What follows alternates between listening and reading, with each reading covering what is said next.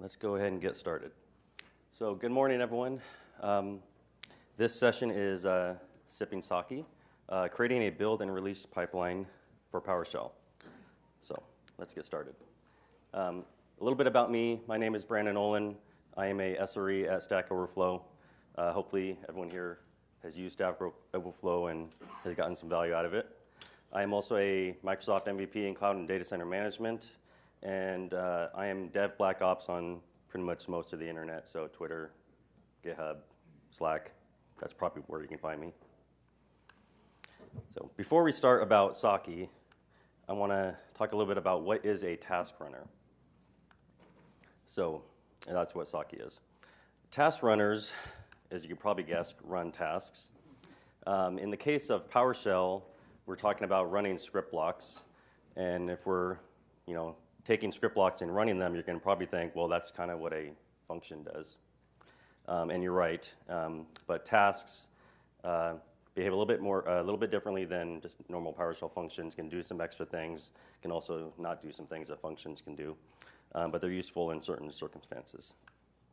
For one, tasks can have dependencies on other tasks. So if I want to run task, in this case task E, task E has a dependency on running task C and D. Task C has a dependency on running task B, et cetera. So if I wanted to run task E, I got to run its dependent tasks first before that task executes. And this is the, usually these tasks run once. Once they're run, they don't run again. So if task, in this case task E, had a direct dependency on B, and also task C had a dependency on B, B would only execute one time. It's not going to run every time, although sometimes that is exactly what you want, and that is configurable. But also, when tasks fail, usually the whole sequence of tasks fails. And this is useful in a pipeline of sorts where I'm running a series of steps, and once things fail, I want to stop at that step because it doesn't make sense to continue on to do other things. And why would you want to run these task runners? We want to automate everything that we're doing as far as PowerShell development. They offer a way to standardize the way these things are executed when you're building modules or testing them or deploying them. They also have, like I said earlier, a notion of dependency management, so I can define a task and also define, okay, well, if I want to build a module, I should probably compile it, or if I want to test it, I need to build it. If I need to publish it, I probably should build it and test it and then publish it. Don't want to publish it, right after, without testing it, things like that. So you want to ensure that these dependent tasks execute before you can go on to other steps. One big thing is that they also allow portability between different CI tools. So if I'm running, a build process for a PowerShell module in things like Azure Pipelines, I could use the built-in tasks in Azure Pipelines, but I'm also tying myself to Azure Pipelines. And that may be something you're okay with, maybe you're not okay with that. But using these external task runners gives you a notion of portability. With that portability, it also allows you to run these things locally on your machine before they go into your CI process. So I can, build and test a module locally, then commit it into the CI process and have it execute this exact same way over there, and be assured that it's going to run the same thing. And ultimately, what we want to do here is don't repeat yourself. You want to define all these steps, not have to duplicate a lot of code, and have the same process run locally, have the same process run in CI or on anyone else's machine. You can rest assured that this is operating exactly the way you expect. And also, this is my hot take about build and test processes, that they should execute the same way on your machine as on anyone else's machine or any other CI process. So this is my personal opinion on not relying so much on these built-in tasks that Azure Pipelines will offer you to build a module, test it, and publish it, or deploy Azure website or something like that. I personally like to put this stuff in code in sake, which I'll show you in a little bit, because then I can run it locally, or I could take the same process and run it in Travis. I could take the same thing and run it in TeamCity, GitLab Actions, which I'll show you a little bit later as well, without any really code changes whatsoever. But that's my personal opinion. Take it with a grain of salt. Before I talk about psake specifically, though, I want to talk about some other task runners that you probably have heard of. All of these have the notion of running tasks, dependencies, a series of steps. Some of them do more than others. MS Build does a whole bunch of stuff besides just running tasks. But you'll hear these, often if you're looking at JavaScript code or C# code or Java stuff. You're going to see Ant, you're going to see make files, cake, Gradle, grunt, invoke build, which is another PowerShell task runner similar to psake, rake for Ruby.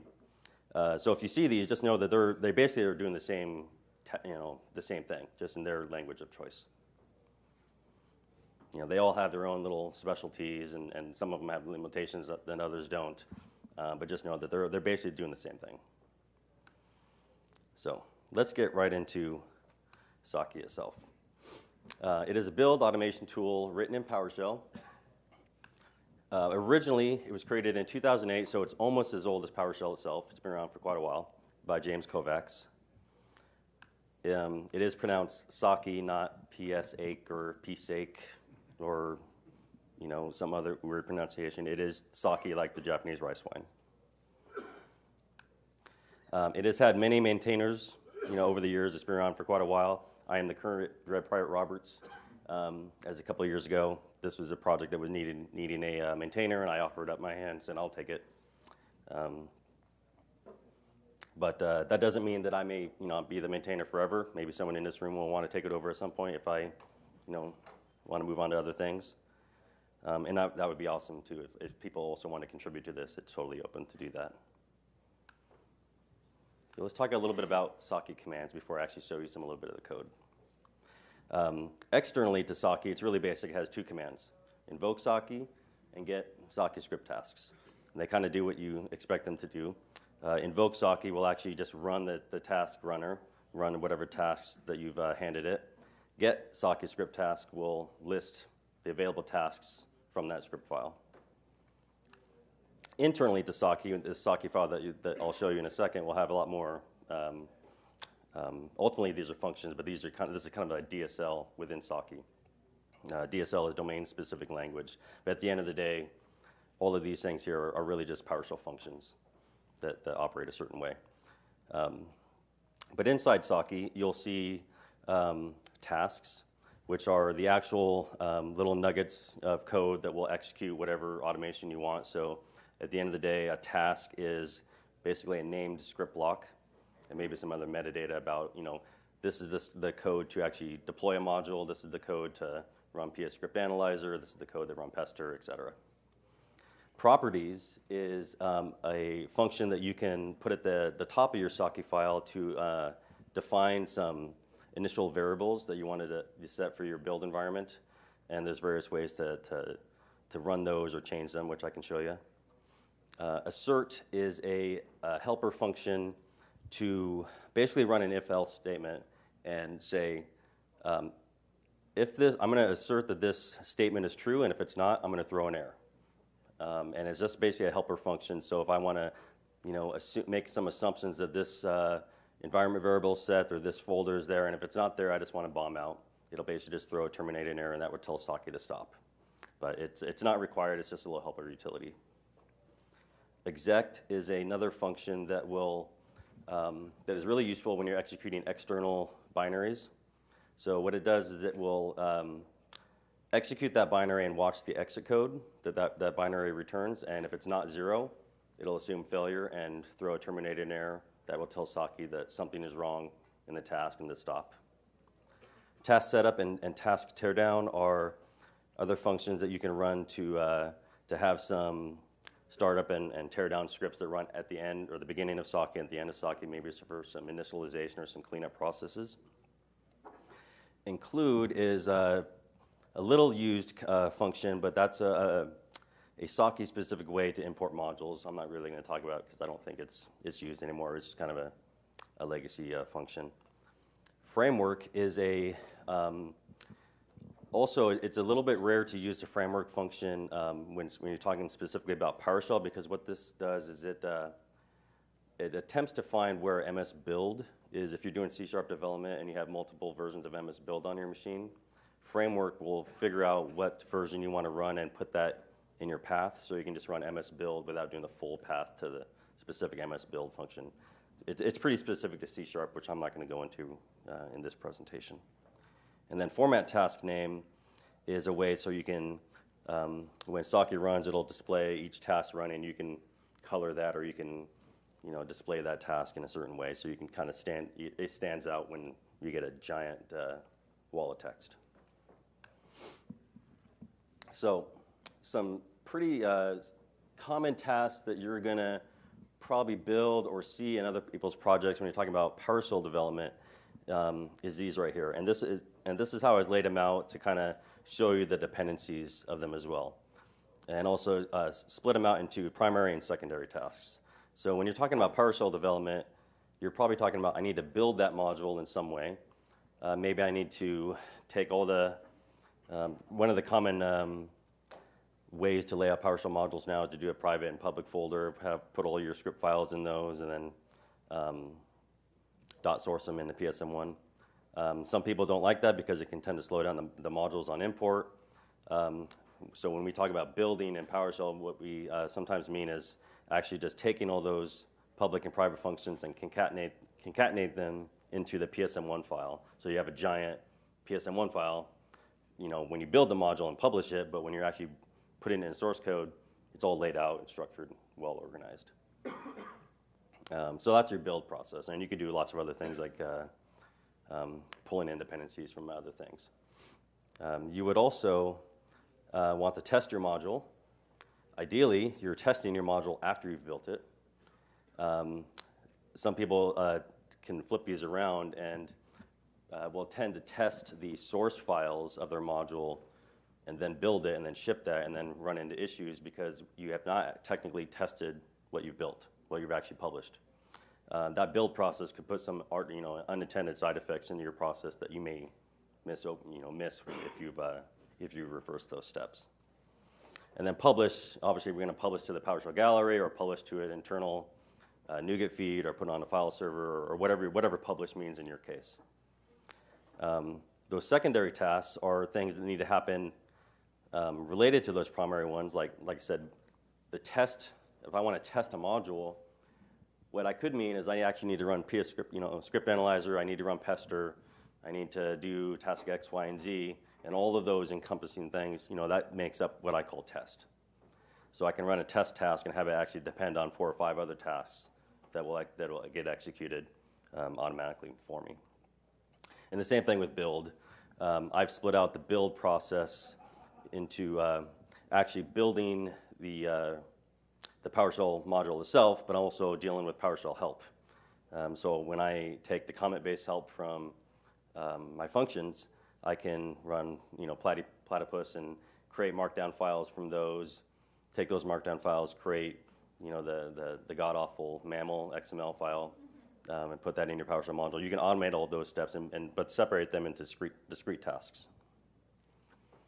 Maybe you also would clean the output directory before you actually want to build a module and things like that.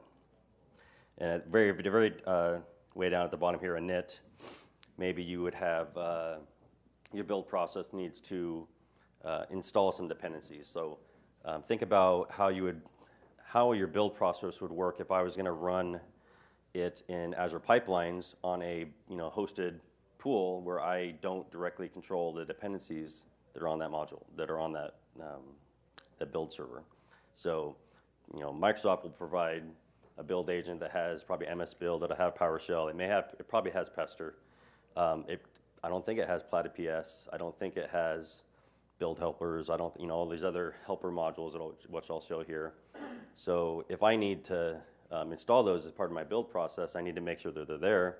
That's something that you can do in the init process. So anytime I start any task as part of my build process, the first thing that gets run is the init stage, which actually installs all of my dependencies. And I'll show you a little bit about what that will look like as well right now in the demo. Version control, how do you handle that? The answer is Git. always get. But hold that thought, and I'll answer it in a little bit. So here in demo 1 is a sample module that I've written that doesn't do much of anything useful, but kind of shows you the layout of, at least the way I like to write PowerShell modules, where I have the actual root folder is demo 1. I have a subfolder, which is the actual code for the module, but I also have, other scaffolding type files like my build script, my psake file. I can talk about ps_depend if no one has heard about that, but that's a module by Warren Frame that you can define dependencies and have them get installed as part of your build process. But these are related files to the module, but they're not core to the module itself. So my psake file is a fair amount of code here, where I'm going to define a properties block, and I'm going to set up some variables that I'm going to use throughout the rest of the tasks.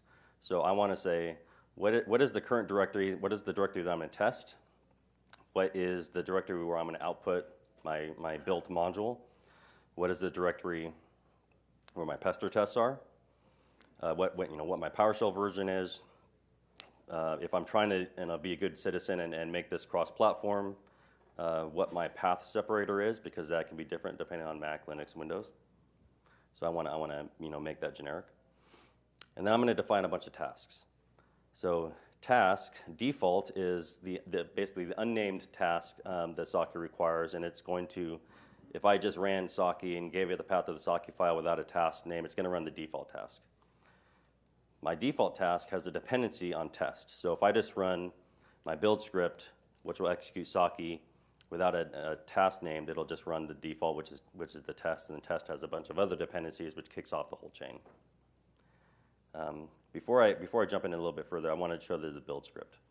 So what I like to do in all my projects is have this build script, and this is the entry point into everything here. So it's really its job is to get psake on your machine if you don't have it, and then run psake.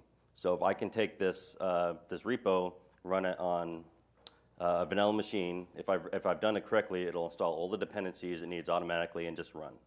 So you don't have to go and backtrack and look in the code and say, oh, okay, well, I'm missing pester because I got a pester error, or a script analyzer is not on it.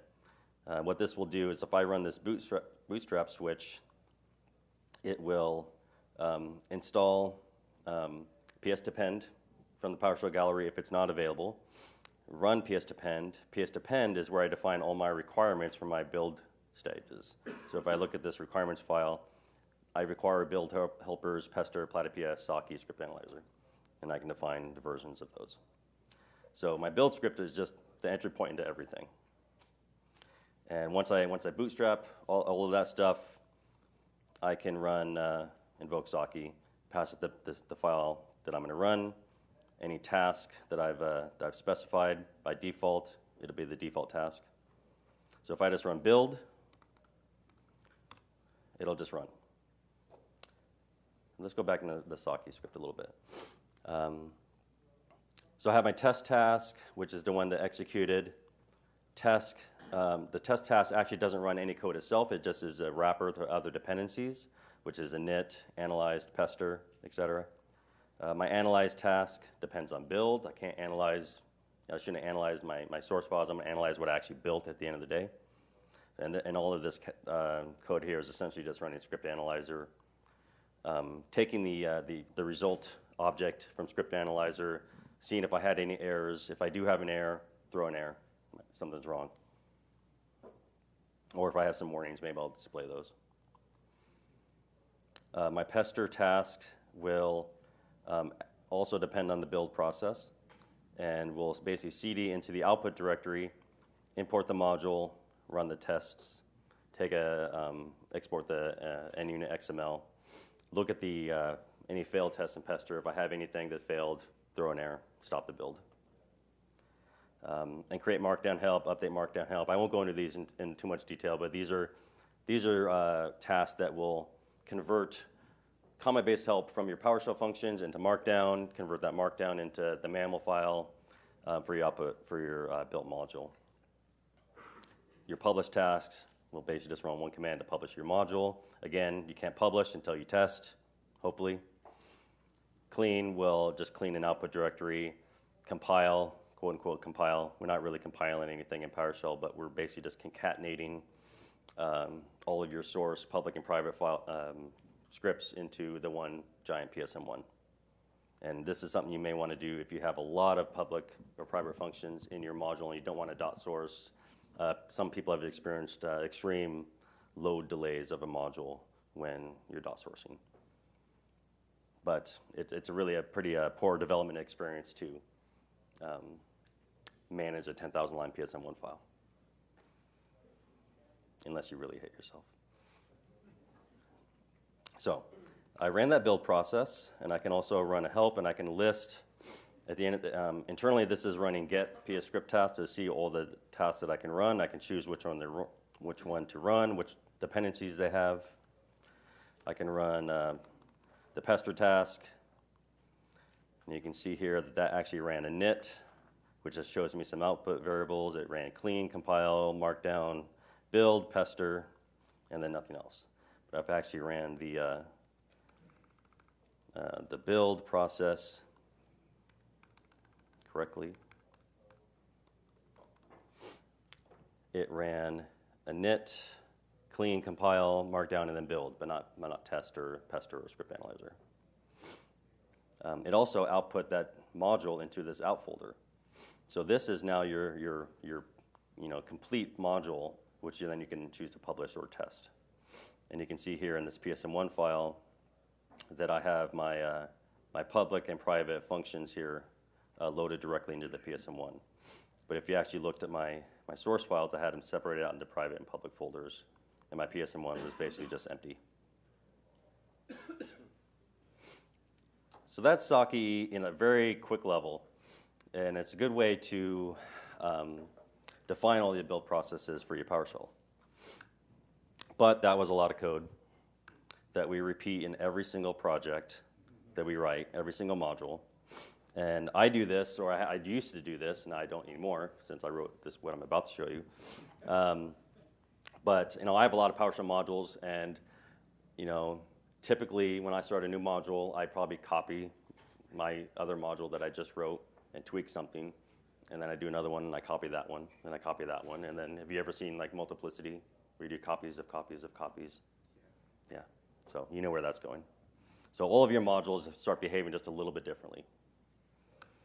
So what I introduced recently in Sake is the concept of shared tasks. And what this does is it reduces the boilerplate code of the Sake file that you're going to repeat in every single module and centralize this. And you can standardize this across all your PowerShell projects. And ultimately what this is going to do is it's going to improve the quality of your build process because it's going to be the same for everything. Also, this is a public, open source module on the PowerShell gallery, which anyone can use. So everyone here who writes modules doesn't have to basically reinvent the wheel and come up with their own way to run pester, their own way to run script analyzer, publish, and everyone's just doing it a little bit differently. So this module is a way to have everyone basically use the same thing. And this is called PowerShell Build, and this is where you can find it. And what PowerShell Build essentially is a set of Sake tasks that are bundled in a PowerShell module that your Sake file in your project can pull from. So you don't have to come up with your own way to do a test and pester and analyze and build, and it's all there in PowerShell Build. And if you conform to the kind of the standard way that more and more people are writing PowerShell modules, it just works. It comes with its own tasks to do init, clean, build, analyze, pester, markdown, help, etc. Publish. And so let's take a look at that real quick.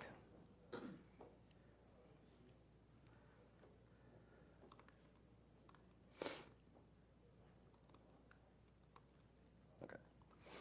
So again, this is the same module with a public and private folder.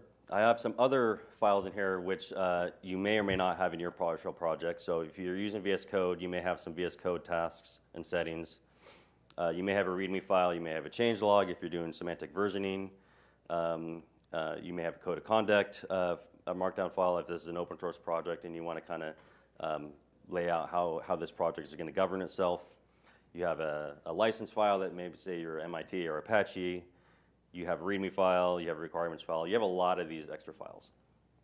But PowerShell build doesn't help with that specifically, but it does help with your psake file. So in psake 4.8.0, which was officially released last week, I added the ability to say, run a task, but get it from this module and optionally this version of that module. So I want to say, run the test task from the PowerShell build module, and specifically version 0.3.0. So let's see what that does.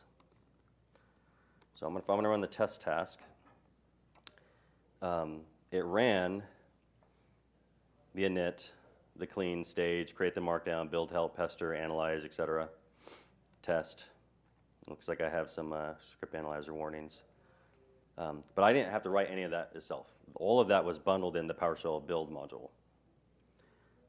And oops, I'll show you right here real quick. This is the GitHub repo, and there is a ton of other settings you can do that govern how you want these tasks to behave. So maybe I want to change the output format for pester, or I want to disable or enable script analysis. I want to actually do pester code coverage. You can turn that on. You can change your default locale. You can change what the PowerShell repository that if you're gonna publish this, you can change that to something else. All of these are defined as variables which you can change, but you don't actually have to modify the code directly. It's written in a way that'll take these all in and adjust its behavior at runtime. So if I want to say, I have a module here with public and private. I got my private and public functions. I have my PSM1, and I dot source them in. But for whatever reason, people are complaining about performance, and they really want me to compile all this stuff into a single PSM1. I can turn this on. Say, okay, compile the module, so take all the public and private things and insert them into the PSM1. And I will uncomment, or comment this out. Oops.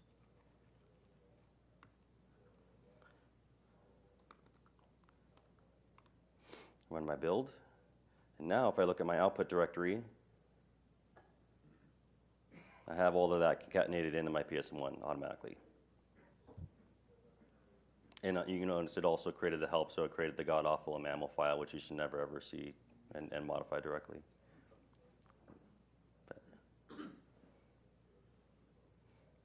So that's PowerShell build in a nutshell. It's essentially just a set of shared psake tasks that you can run.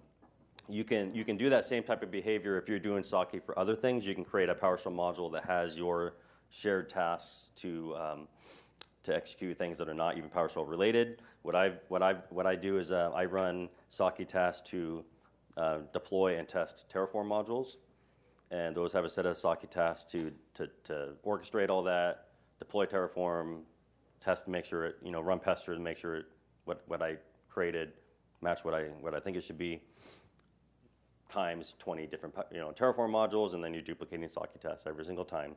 So you can bundle all that logic into a single PowerShell module and then just have it called. That saves a lot of time.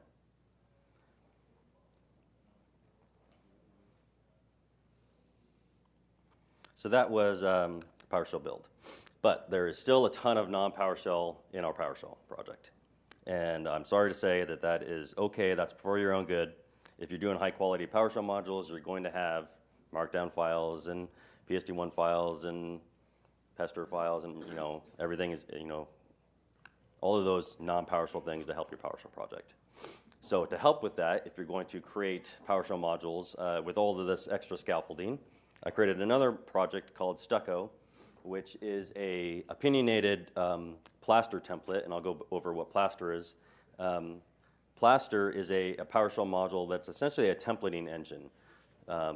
So I can create a bunch of template files and put some and do some string interpolation. So I can take all these text files, run it against Plaster, maybe pass in some parameters. It will replace tokens in those text files with whatever I deem necessary, and create output a fully formed text file with all those variables replaced. So Plaster itself has a fairly basic PowerShell template. Stucco is my opinionated way to do PowerShell modules. So it's what I do for all of my projects. So I create a licensing file. I create a change log, code of conduct file, read the docs if you want it. Platypus support, PS depend, psake, App-A or Azure Pipeline support, GitHub issue templates, and PR templates, VS Code tasks. So all of this you could do yourself, but again, you're running the same thing if you're originally with Psake is that I take a PowerShell project that has all this set up, and I basically just copy and paste and tweak for every single module, and then they start to drift. So Stucco is a way to codify that all in one place, and then so when I create a module, I run Stucco and I just create exactly how I want it to look. So let's take a look at that real quick.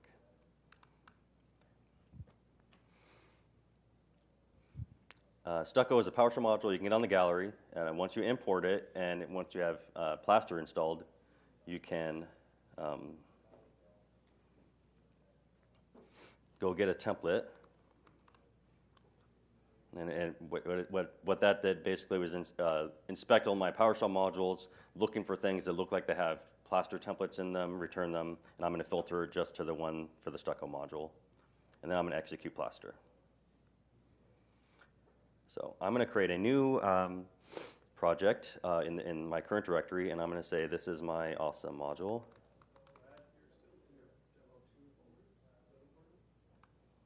That is important, thank you.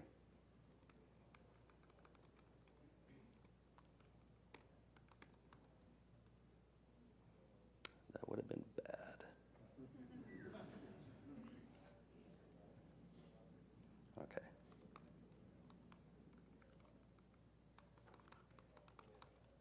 And we'll create this is a demo. We'll say this is version 1.0.0. And it'll inspect your Git config and try to determine your username. What type of license do I want? I'm going to say MIT, and I'll just accept the default. Do I want a code of conduct? Yes, you should. Create an email address that will get inserted into that code of conduct. I'm not going to do Markdown support, or sorry, MKDoc support. I'm not going to do classes. I do want Platypus support, and I do want to say I want to do Azure Pipelines, and it will create everything for you. So now I have a fully built module, stubbed out, that has my public and private folders. I have my PSM1, my PSD1, Azure Pipelines is wired up, changelog, everything to kind of support like a healthy, fully high quality module. And also I can just say build, and it will just go and build it. And I did include some helper pester tests to test your, mainly what these do is they test that you have a valid module manifest, and also that you've done comment-based help for every single public function in your module. So you have a pretty good head start of just creating a project from the get-go by using that. So that is Stucco. So I encourage everyone here, if you like to build modules, check these out: Psake, PowerShell Build, Stucco. Especially if you're writing a lot of modules, it's going to really kind of save you a lot of time to do all this scaffolding stuff. Before you actually even get down to what you really want to do is just write your actual PowerShell code. All of this stuff is like your vegetables. This is stuff that you really should have, but you just kind of avoid. So I'm trying to make it easier for everyone.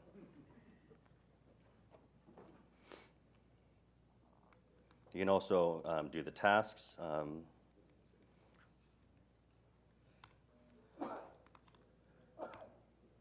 Why isn't that working? Task. Oh, come on, VS Code.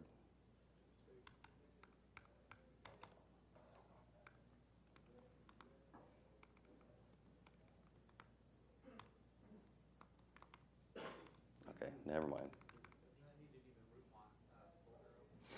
I do. It's in my demo. Well, maybe that's true. Maybe at the root, because I'm not technically at the root. But you have your VS Code task here defined, so you can just run those as well. And ultimately what these end up doing is just running your build script. Like I said, everything is executed from that build script. You also have your GitHub issue templates. If you decide to put this on GitHub, if someone creates a new issue, if you don't know how to, what about issue templates is that this is meta documents that you can put in a GitHub repository to say every time someone creates a new issue, it'll just come up with this block of text. So you can kind of standardize when people create issues, they fill out this essentially a form. So you can when people create issues, they all kind of look the same. You know, they're not. You can kind of encourage people to insert the information that you want, so you can actually troubleshoot their issue. If you can do a pull request, a template, issue template, you can also, when someone wants to contribute, they can do a contributing markdown file. They can read this and show you what the proper process is for your project on how to contribute back. So if they want to add more cowbell, this is how you would write that in a Git commit message for your project. So that is stucco. All right. GitHub Actions. This is a pretty cool, another way to do more than just CI/CD, but a lot of people are playing with it for CI/CD. GitHub has a beta right now of a way to execute tasks inside Docker files right inside GitHub, so I don't need to mess with Azure pipelines or AppVeyor. It's a way to execute just arbitrary tasks in response to events that happen on your project. So not just committing code, you can actually have GitHub Actions execute when someone creates an issue or a pull request or even stars of a project. You can have some code execute to do something. Maybe you want to have something on a schedule to look at your current GitHub issues and mark them as stale if there's been no activity in 90 days or something like that. So it's an interesting way to execute just various things in GitHub without having to go outside GitHub and install extra bots or wire up other services. So with GitHub Actions, if anyone here is in the beta or lucky enough to get into beta, they can play with this. Hopefully sometime this year this will become a public, they'll release this GA. But I created a GitHub action to execute your Sake tasks, so you can just have your full CI/CD process 100% within GitHub without wiring up to Azure pipelines if you don't want to. And I'll show you what that is, how that looks real quick. So a demo for.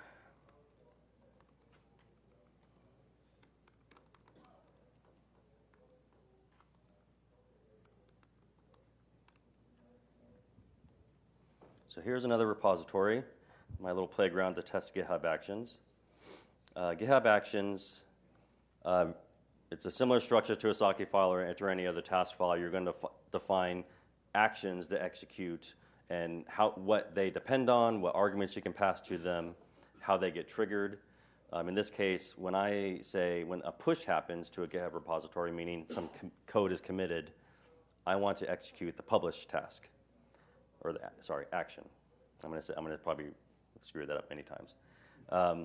Your publish action will have a dependency on the docs publish task, and your docs publish task or action,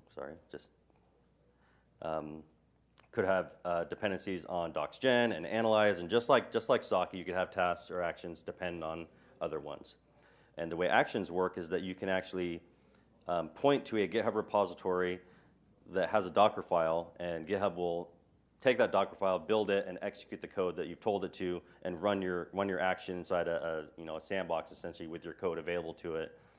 So this is a really nice way for the community, and if you actually look at GitHub Actions, there's a lot of stuff out there you can do with it already. But people have built these actions that have Terraform in there, or they have npm, or they have all these other utilities where you can run these actions with their code baked in. And you don't have to worry about that. You just say, I just want to run this action, and I don't have to worry about installing Terraform or npm or getting my build server perfectly configured. You can just run these in these little isolated containers.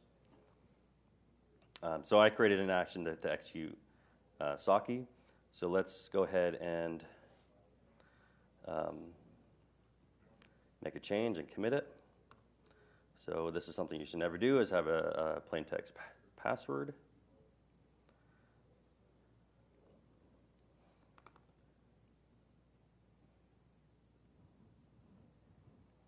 We'll push that up. Did that go? Okay. And let's look at my GitHub Action Playground. I'll look at, and if you're in the beta, you'll see this Actions tab, and you'll see my workflow being executed, and it's already executing. And what these are going to do is run my GitHub action, which actually internally just runs psake tasks. And within a minute or so, hopefully, the analyze task will detect, because that's running a script analyzer, that I have a plain text password in there, and it should fail the process. So that is GitHub Actions. If you want to play with it, I would encourage you to sign up for the beta. I have no clue when they're actually going to make a GA, but hopefully this year. And you can see my init ran, and I actually look at the log file.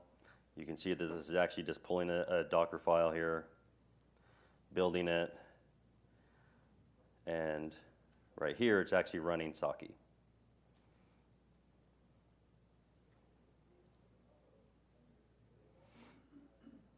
Because it's beta, it's a little flaky.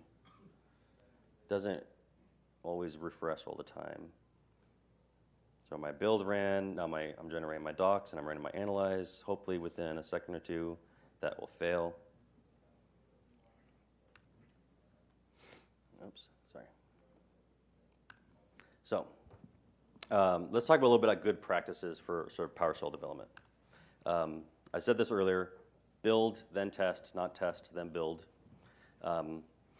Especially if you're just doing a public and private folder with dot sourcing, oftentimes you can, Pester will load up your module, test it, and then you run your build process after the fact to generate your help files or do some extra, post, some post tasks, and then you publish it. Well, you may not realize what you're doing there is actually just publishing something that you technically have not tested, and there's an opportunity there to insert some bugs.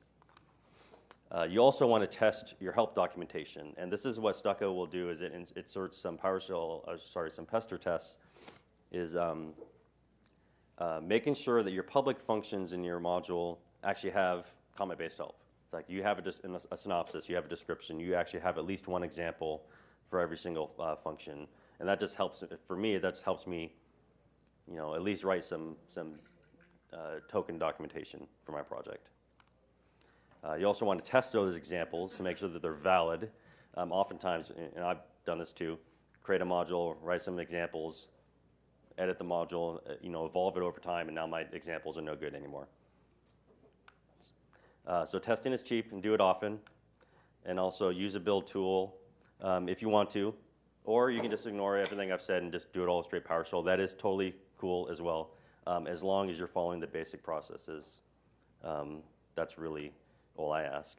But we want to remove all the manual steps for all this stuff. So if you want to build a lot of projects, automate all this boilerplate code away, automate all this toil away as well. So that's all I have. Thank you again. My name is Brandon Olin, Stack Overflow. You can find me on Dev Black Ops on the internet. And if you have any questions after this, I'm happy to answer them. So, thank you.